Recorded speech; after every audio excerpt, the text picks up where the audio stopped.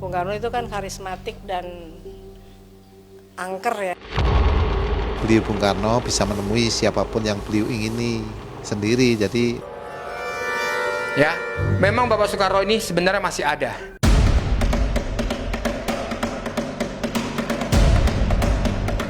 Heboh Bung Karno masih hidup sedang menjadi perbincangan di media sosial. Bahkan ada yang mengetahui keberadaan Presiden pertama Republik Indonesia itu, serta siap mengantar siapa saja yang ingin menemuinya.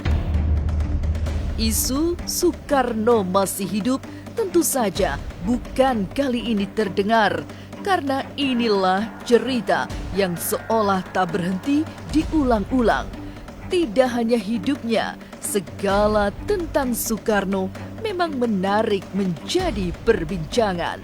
Tapi apa yang membuat kehidupan Bung Karno banyak berselimut mistik? Jangan dulu berlalu, masih akan banyak keganjilan terjadi di sini. Dan jangan lupa subscribe, like, share, dan komen agar tak ada yang terasa ganjil di sekitar Anda.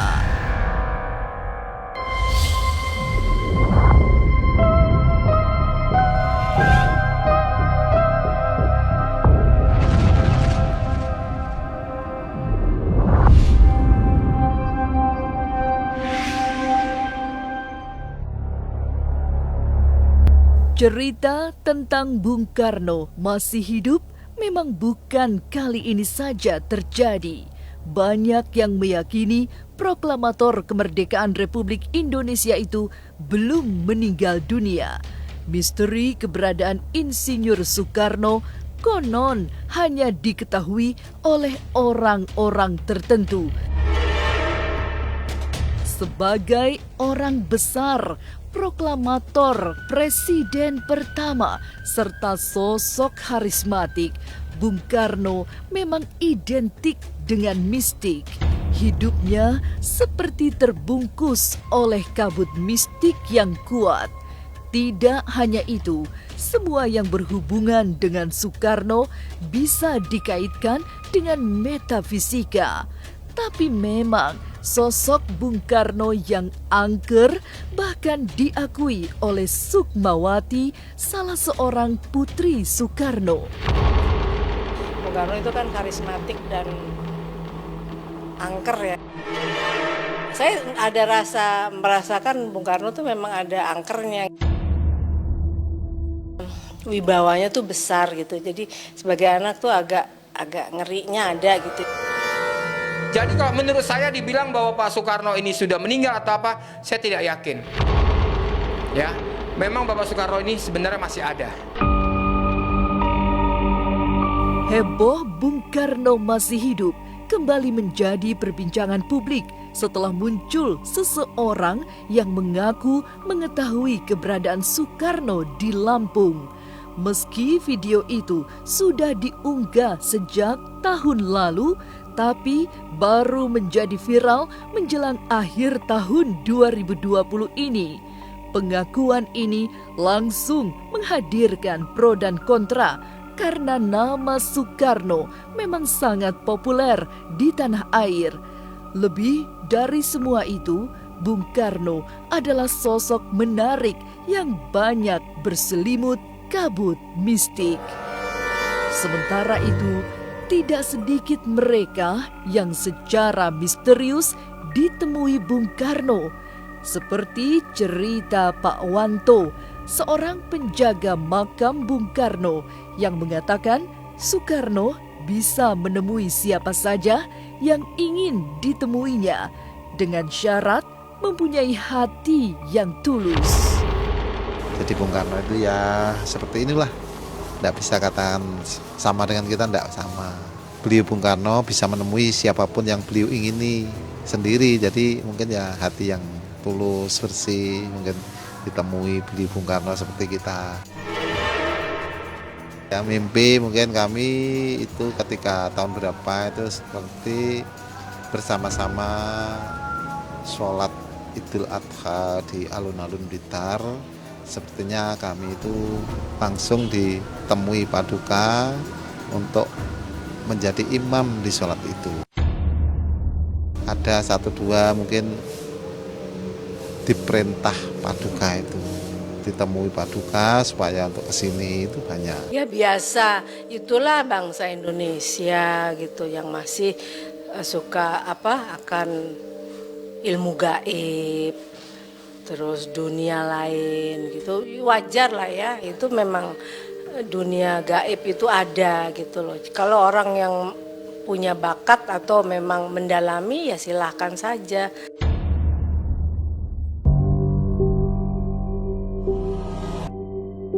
Heboh Bung Karno masih hidup terus menjadi perbincangan, mengiringi banyak cerita mistik tentang pria kelahiran Blitar itu. Tapi benarkah di Museum Soekarno di Blitar ada lukisan Bung Karno yang bisa berdenyut dadanya secara misterius? Jangan kemana-mana, tetap subscribe, like, share, dan komen agar tak ada yang terasa ganjil di sekitar Anda.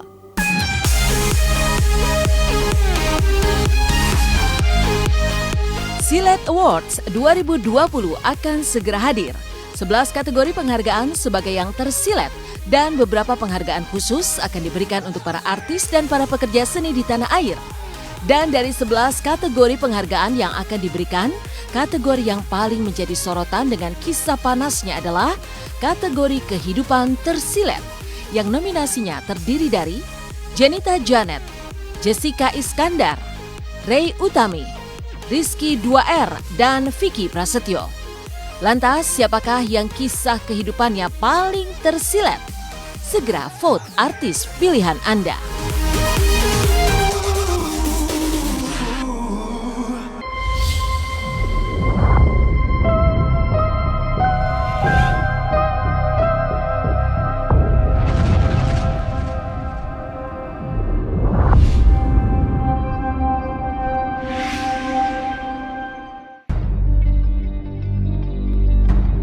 Meninggal dunia pada tanggal 21 Juni 1970, Bung Karno dimakamkan di Blitar yang dipercaya menjadi tanah kelahirannya.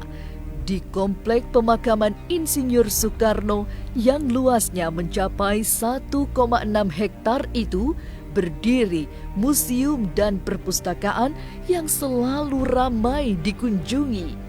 Dan di salah satu dinding museum itulah dipasang lukisan potret Bung Karno berukuran besar. Bukan sembarang lukisan, karena banyak yang melihat di bagian dada lukisan ini bisa bergetar. Oh itu yang di Blitar itu juga memang ada gerakan ya, di kanvas itu ada gerakan gitu secara gaib. Itu katanya gerakan itu seperti detak atau denyut dari jantung gitu ya. Ya begitulah kenyataannya, karena setiap kita datang kan kita perhatikan memang kanvasnya selalu bergerak gitu. Itu memang benar adanya. Dari ada salah satu lukisan Bung Karno yang bergetar. Itu memang dulu keberadaan di sana, sehingga karena adanya ini museum maka dikumpulkan di sini, di Museum Bung Karno yang ada di Blitar ini. Awal mulanya semenjak lukisan itu dipasang di dalam museum tersebut, setiap orang melihatnya itu memang ya betul-betul ada getaran di dalam, kebetulan tepatnya di jantungnya, lukisan berada di jantungnya itu.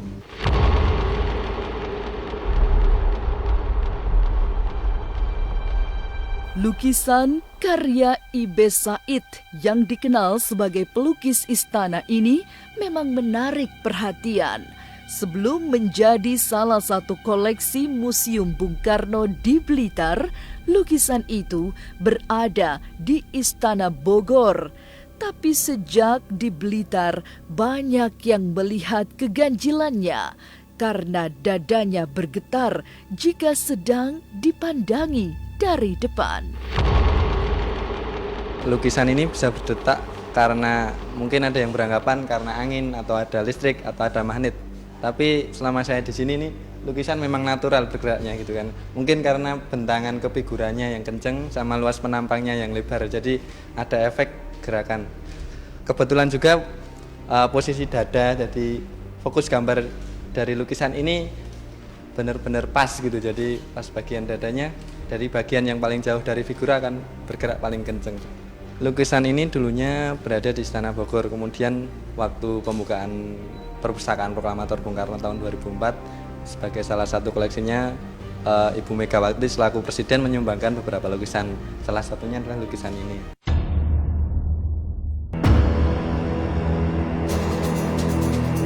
Museum Bung Karno di komplek pemakamannya di Blitar memang memiliki banyak koleksi yang berhubungan dengan Presiden pertama Indonesia ini.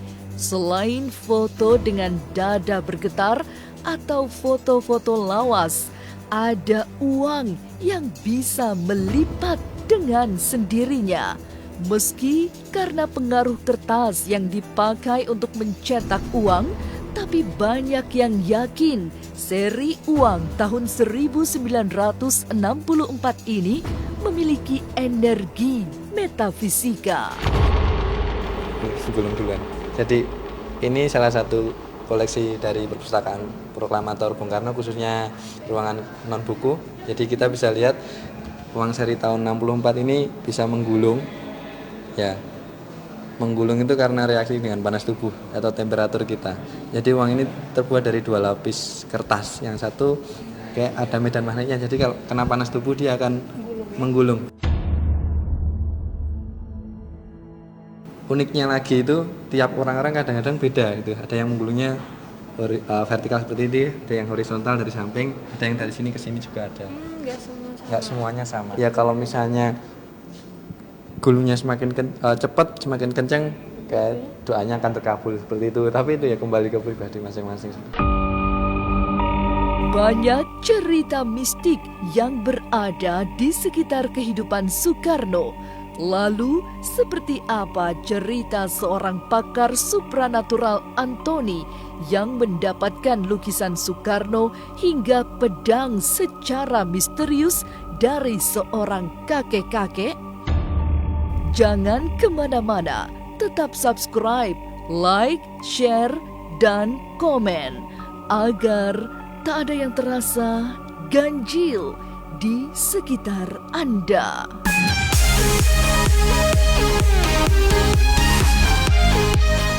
Silet Awards 2020 akan segera hadir.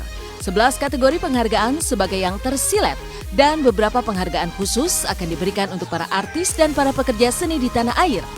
Dan dari 11 kategori penghargaan yang akan diberikan, kategori yang paling menjadi sorotan dengan kisah panasnya adalah kategori kehidupan tersilet, yang nominasinya terdiri dari Jenita Janet, Jessica Iskandar, Ray Utami, Rizky 2R, dan Vicky Prasetyo. Lantas, siapakah yang kisah kehidupannya paling tersilet? Segera vote artis pilihan Anda.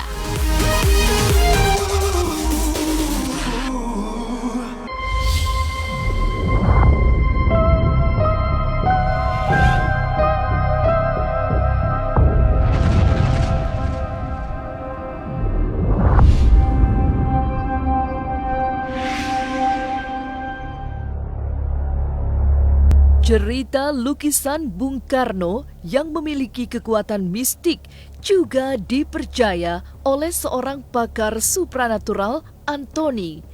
Koh Antoni memiliki satu lukisan yang diperoleh secara misterius karena tiba-tiba saja ada pria tua yang datang kepadanya memberikan bungkusan.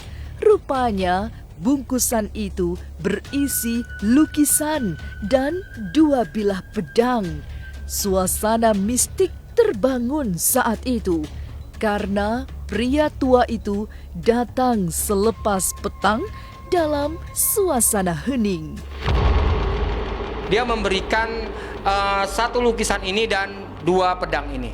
Dan dia hanya mengatakan bahwa ini saya titipkan untuk kamu. Itu aja pada waktu itu. Dan terakhir saya terima dan saya tidak tahu juga pada waktu itu. Terus saya bawa dan saya lihat ternyata lukisan Bapak Soekarno dan 2 pedang ini. Jadi waktu itu dia datang pas habis maghrib. Ya, dia pas datang pada waktu itu pas habis maghrib, dia datang, dia menyerahkan itu dalam keadaan posisi memang hening sekali di depan itu. Ada satu keunikan dari gambar ini, di mana bahwa gambar ini suka bergerak, ya, suka membuat satu tanda di mana mata mereka akan lari ke sini. Ada apa sebenarnya? Jadi ada 3-4 orang, banyaklah yang mengatakan bahwa ini gambar kok ada satu keunikan, kok kenapa? Aku bilang gitu. Iya, tangannya suka bergerak, terkadang matanya suka melihat kita dengan tajam, kadang bendera juga suka mengeluarkan cahaya terang.